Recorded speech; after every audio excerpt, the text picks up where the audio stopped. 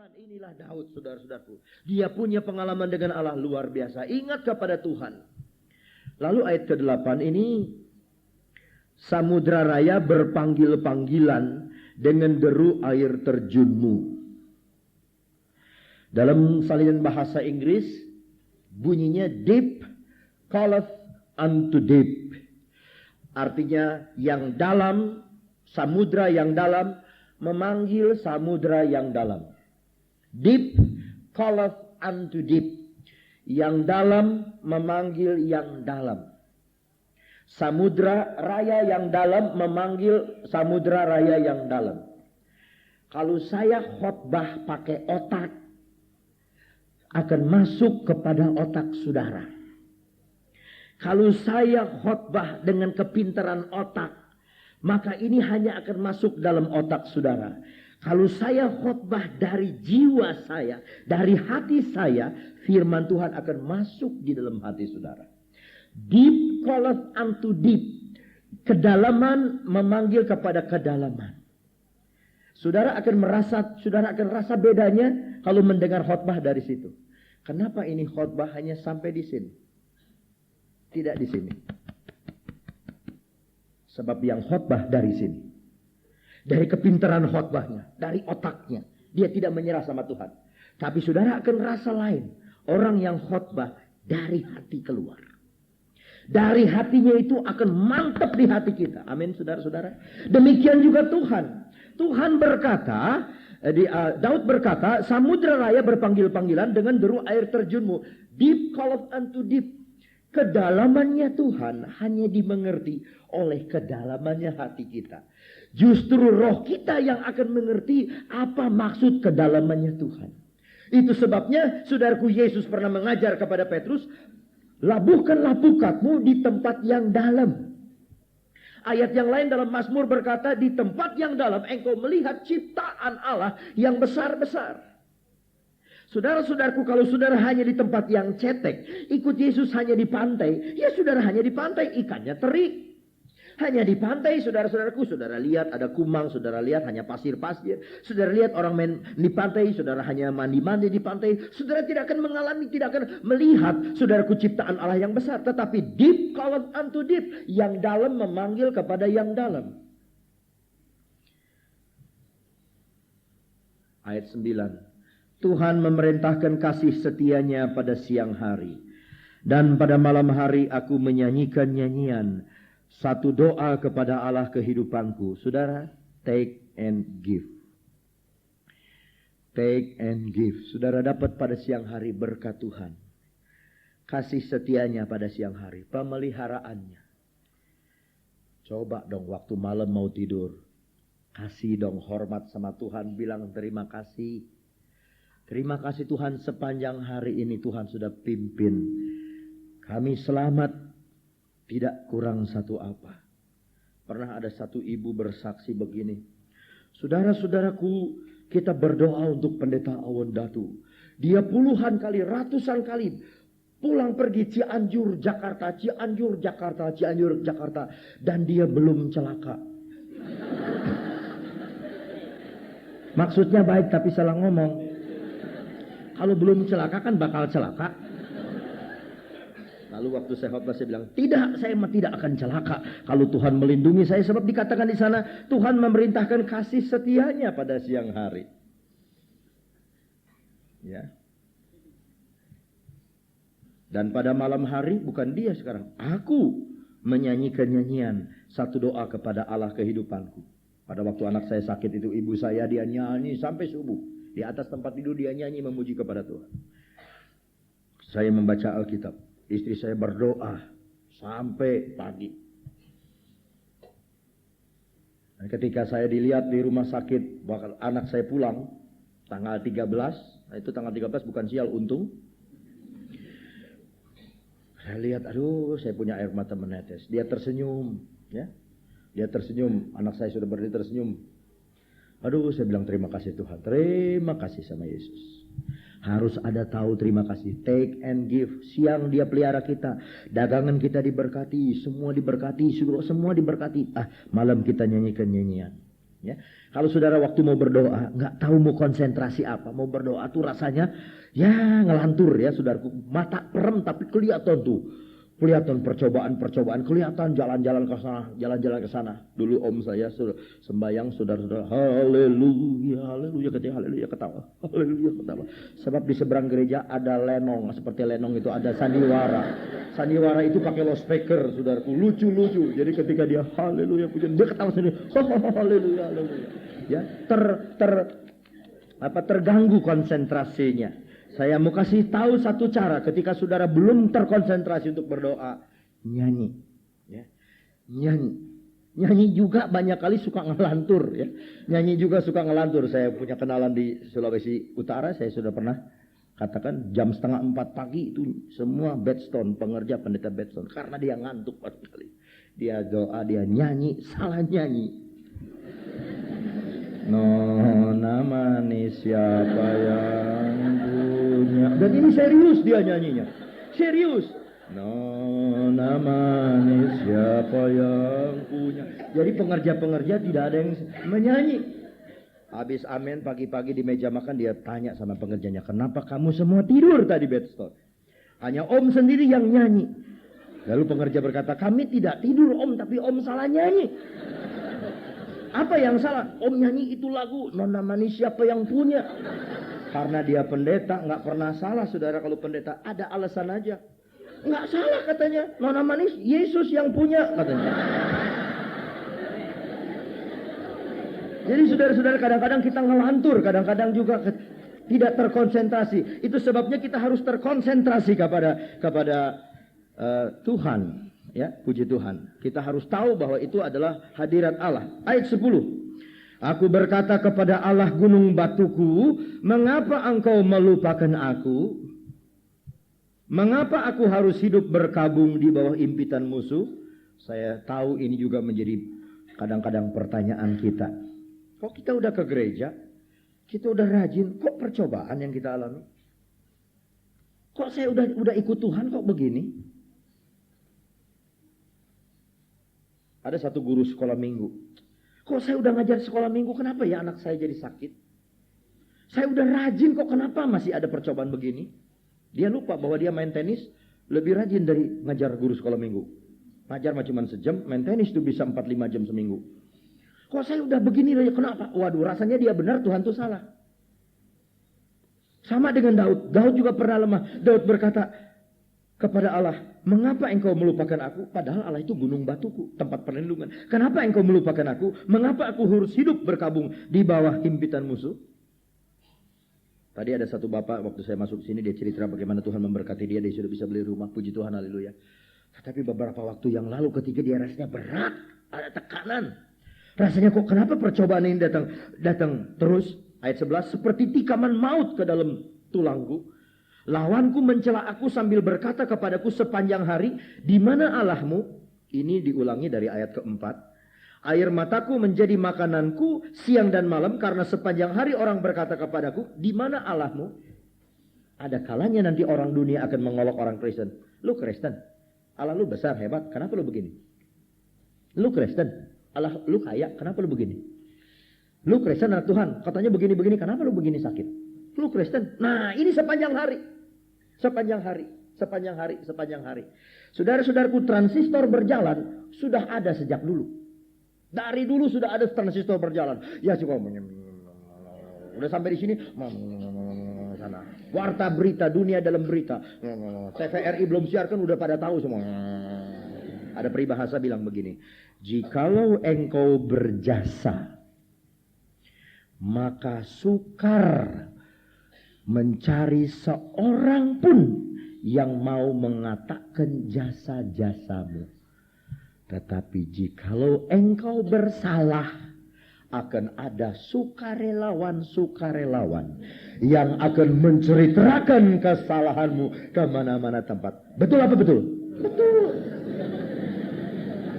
Kalau kita baik, kalau kita berjasa, kalau kita dapat berkat, kalau kita lagi sehat, nggak ada orang dunia yang ngolok. Kalau kita lagi sehat, kalau kita lagi diberkati, kalau kita nggak ada yang ngolok. Begitu kita lagi susah, begitu kita ada sakit aja, begitu ada persoalan, percobaan kecil aja, mulai ngolok. Lu Kristen katanya penuh kuasa Tuhan. Kenapa begini? Kenapa begini? Apalagi Ayub. Aduh Ayub. Katanya Tuhanmu itu nyembah-nyembah tiap pagi bagaimana nih?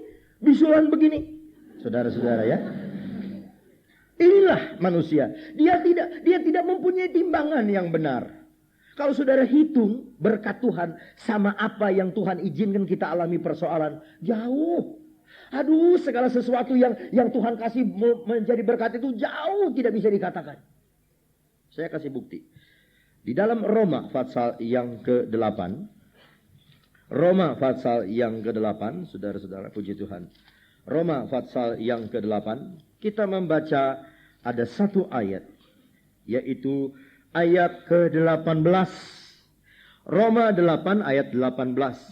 Sebab aku yakin bahwa penderitaan zaman sekarang ini tidak dapat dibandingkan dengan kemuliaan yang akan dinyatakan kepada kita.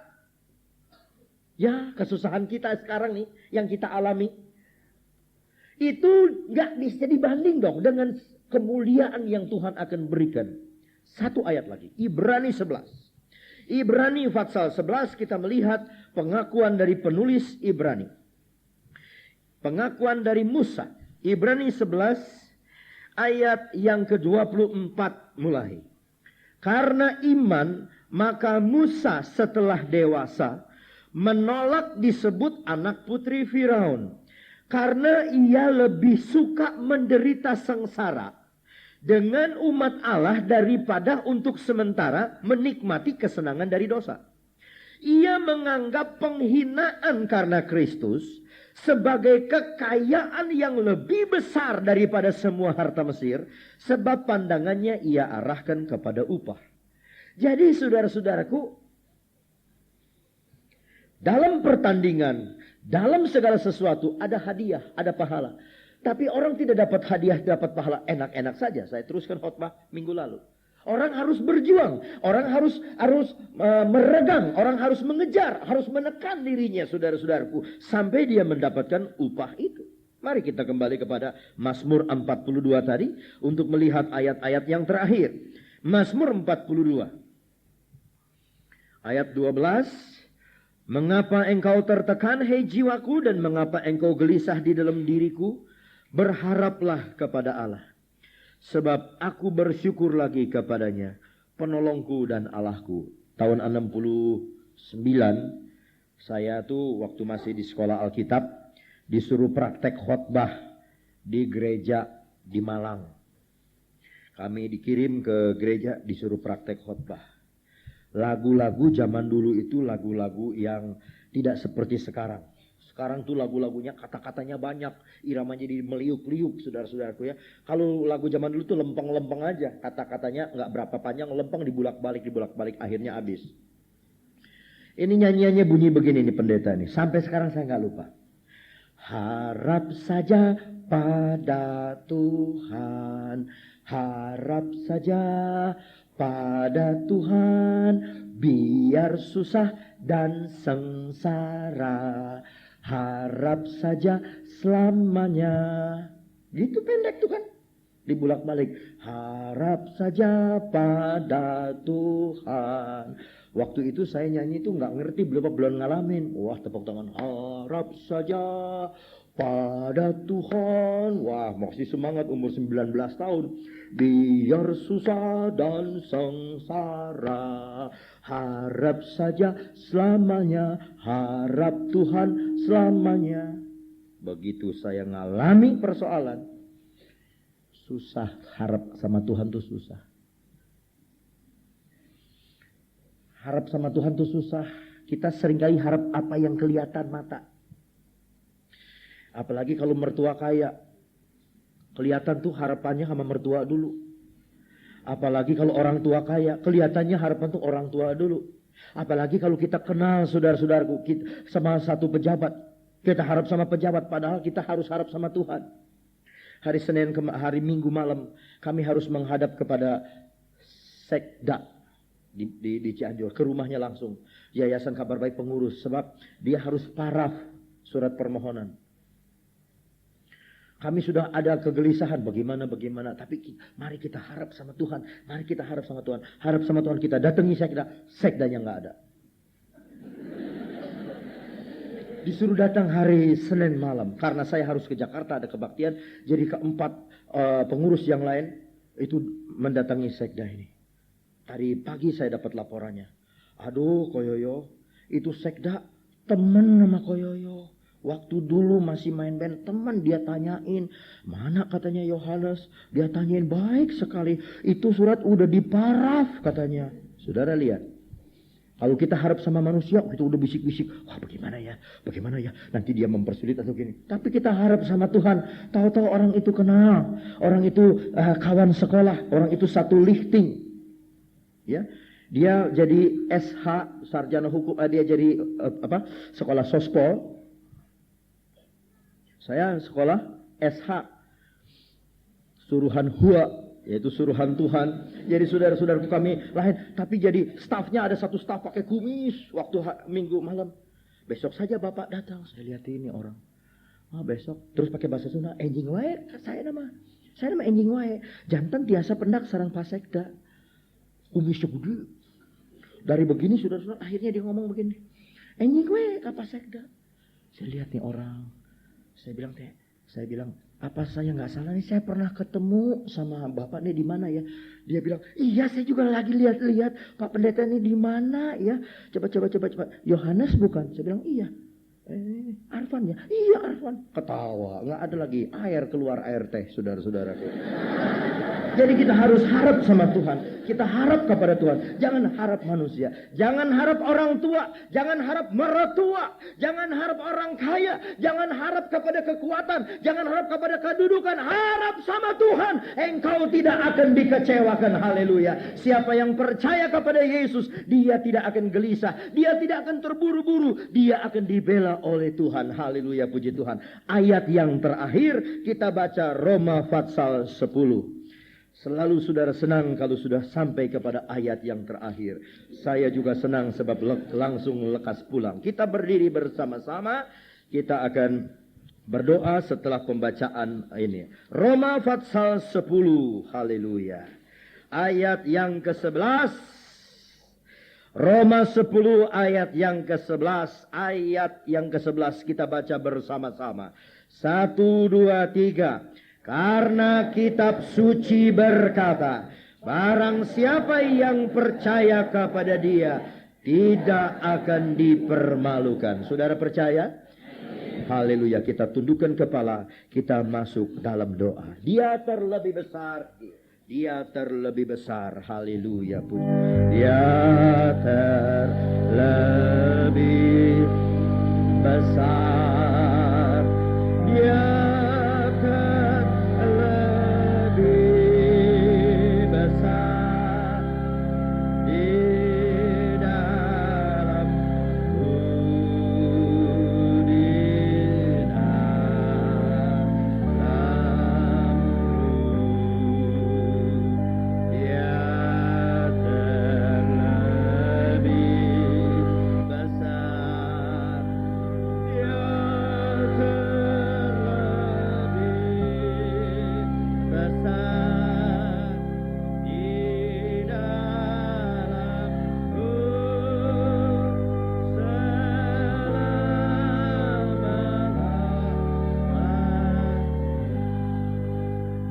siapa yang malam hari ini merasa gelisah, ada sesuatu yang saudara cemaskan di rumah tangga, di perusahaan, di pekerjaan, atau dalam hidup pribadi saudara, ingatlah firman Allah. Siapa yang percaya kepada dia tidak akan gelisah. Siapa yang percaya kepada dia tidak akan dipermalukan. Haleluya, puji Tuhan. Dia yang ada di dalam kita lebih besar dari segala sesuatu. Kita nyanyikan sekali lagi. Dan saudara yang mau didoakan boleh taruh tangan kanan saudara pada dada saudara. Dia terlebih. Oh haleluya, haleluya. Dia terlebih besar di dalam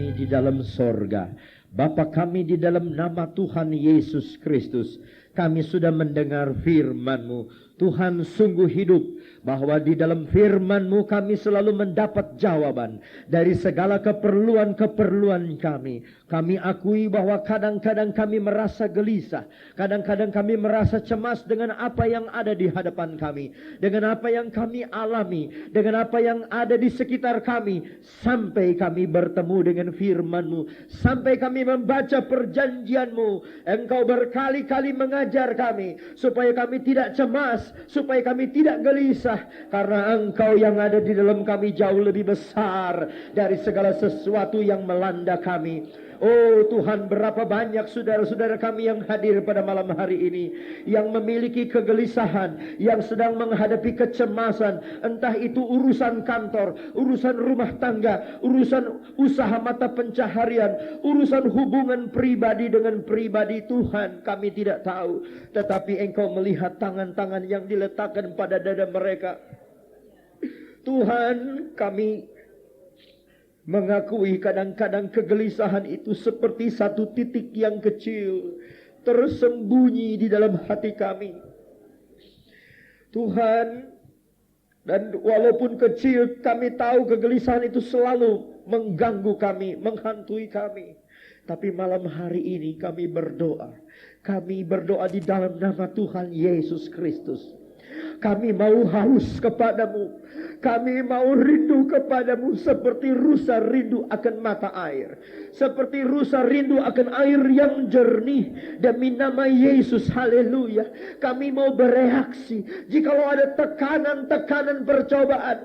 Kami mau mengingat Engkau, haleluya. Dengan segala perjanjian-perjanjian-Mu. Engkau melihat tangan-tangan yang diletakkan. Hamba-Mu tidak tahu apa yang digelisahkan mereka, apa yang menjadi kecemasan mereka. Tapi Engkau adalah Allah yang sama, Allah yang berkata kepada murid-murid, jangan hatimu gelisah. Allah yang sama yang berkata kepada murid-murid, jangan gelisah dan gentar. Adalah Allah yang sama yang malam hari ini hadir di tengah-tengah kami. Dan Engkau pun berkata kepada kami supaya kami tidak gelisah. Terima kasih Tuhan, terima kasih. Kami musrahkan segala persoalan kami, segala keberatan kami, segala tanggungan pikulan hidup kami dalam tangan-Mu. Karena kami yakin hanya Engkaulah tempat pelarian bagi kami. Terima kasih Yesus, terima kasih. Yang datang dengan keberatan, pulang Tuhan dengan kelepasan dari Engkau. Yang datang dengan kegelisahan, pulang dengan satu ketetapan hati. Yang datang dengan sakit penyakit, pulang dengan kesehatan. Yang datang dengan pertanyaan, pulang dengan jawaban daripada Engkau. Yang datang dengan tanda tanya, yang datang dengan ketakutan, pulang dengan kemantapan hati. Nama-Mu dipermuliakan dan dibesarkan. Terima kasih Tuhan, terima kasih, haleluya. Berkatilah usaha mata pencaharian, pekerjaan anak-anak-Mu. Apa yang mereka sedang kerjakan, apa yang mereka yang akan kerjakan, dan apa yang mereka mau kerjakan, Tuhan berkati. Mendahului usaha mereka, mendahului pekerjaan mereka. Supaya kami tidak sombong dan menganggap itu karena kekuatan kepintaran kami. Tapi kami rendah hati dan kami yakin semua berkat datang daripada-Mu oleh karena Engkau dan bagi kemuliaan Engkau. Terima kasih Tuhan, terima kasih. Dalam nama Yesus kami sudah alaskan doa ini. Haleluya.